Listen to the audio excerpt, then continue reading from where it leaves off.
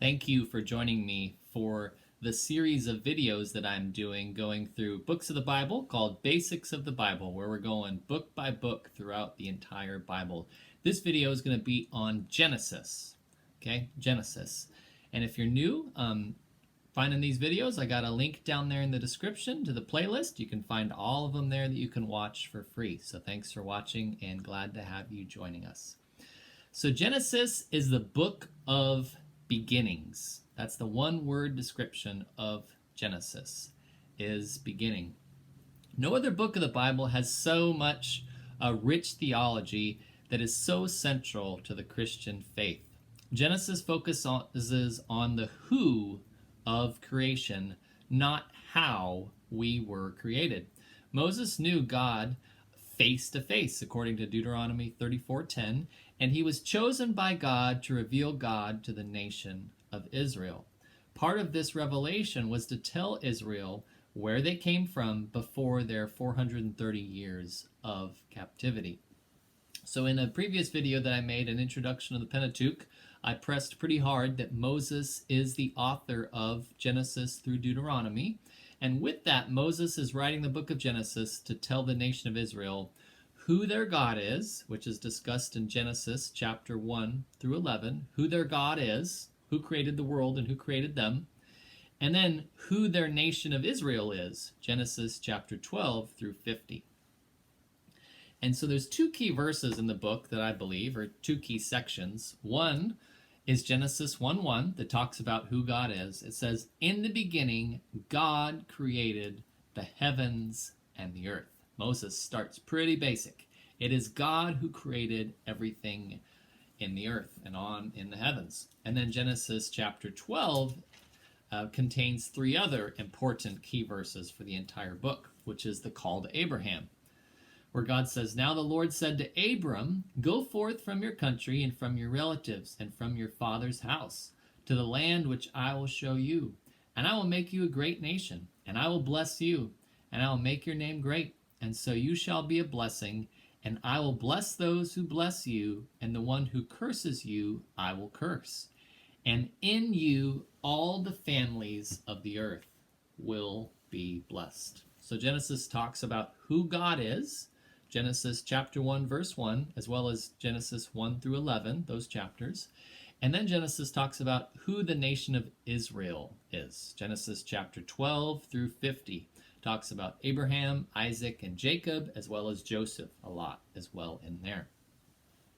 The name of the book of Genesis comes from the Latin and Greek titles of the book. In our English Bible, it says Genesis, and that comes from the Latin and Greek titles of the book. The first word in Hebrew, Genesis 1:1, is Bereshit.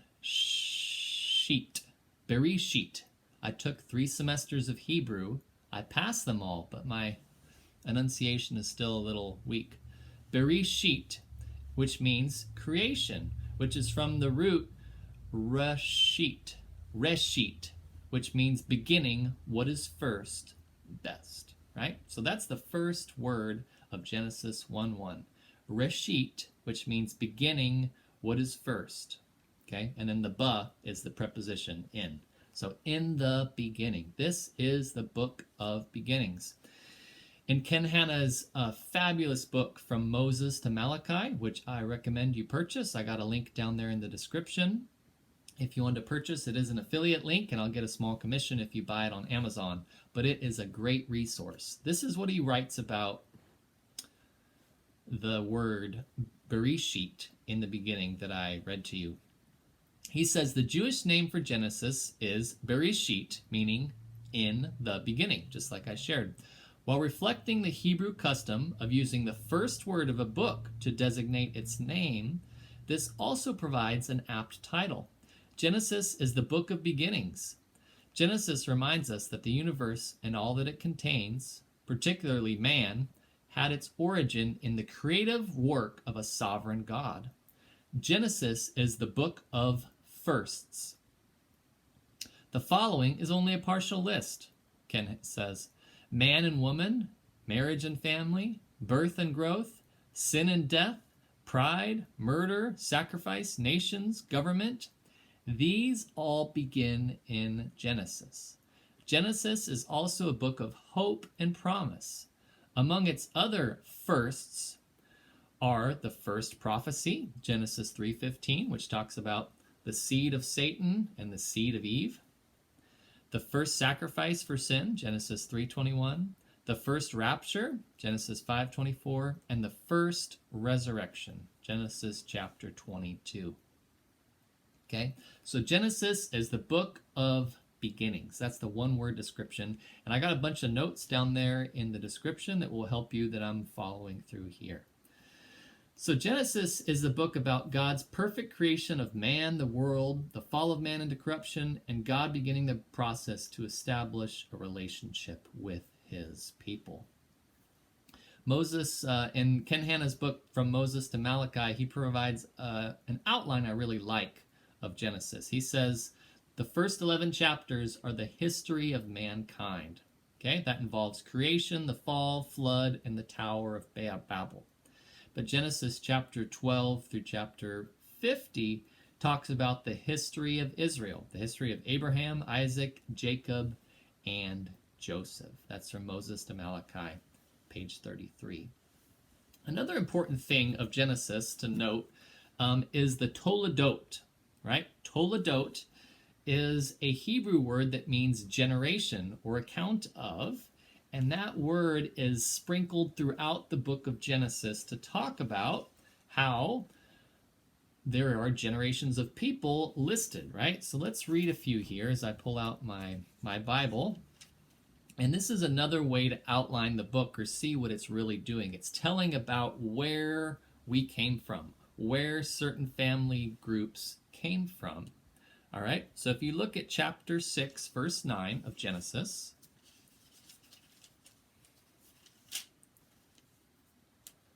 says, these are the records of the generations of Noah, the Toledot. Okay? Chapter 10, verse 1. These are the records of the generations of Shem, Ham, and Japheth. So it's telling us where these people are coming from. Chapter 11, verse 10.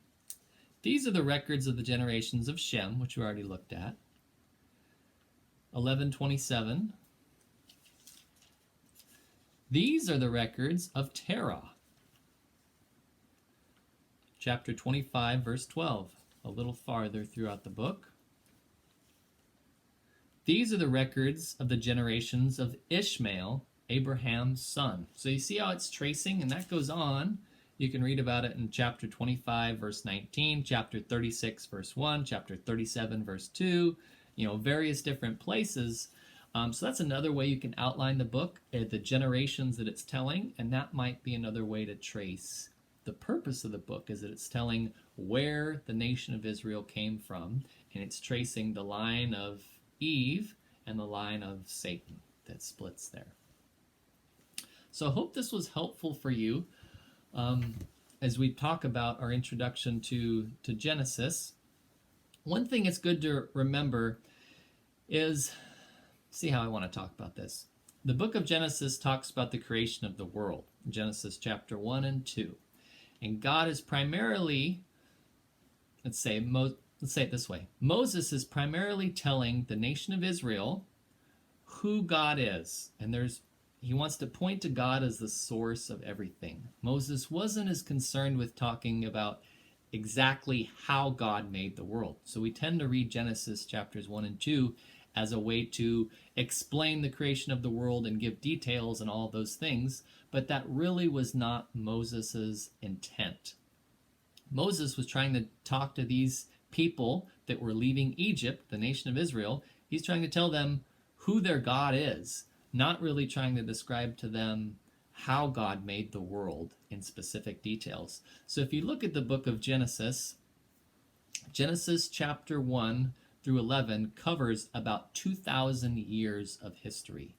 If you take the young earth view, if you take the word day in Genesis chapter 1 and 2 to mean a literal 24-hour day, if you take the generations that are listed throughout the book as literal and in that they don't contain gaps, then you come up with the date of creation being about 4200 BC, maybe 6000 BC, somewhere in there. And then Abraham is born in chapter 12 of Genesis, okay, 2100 BC. So there's about 2,000 years of history covered there.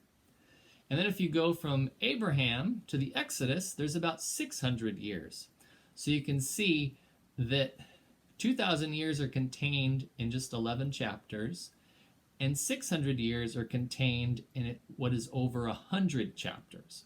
So again, Moses' primarily purpose of the Pentateuch is to talk about how the nation of Israel came to be and how they're supposed to live. Moses wasn't as concerned about describing for us exactly how the earth was created. Okay, so I hope that in the notes there I do a little bit of math that shows you that in more detail. You can read those. So thanks for watching this video on Genesis. If you want to get updates on future videos, you're welcome to subscribe. I also have a link to subscribe to my monthly email newsletter in the comments there. My promise is to send you one email a month where I give you links to the newest articles that I have published, as well as the newest videos that I put out here on YouTube.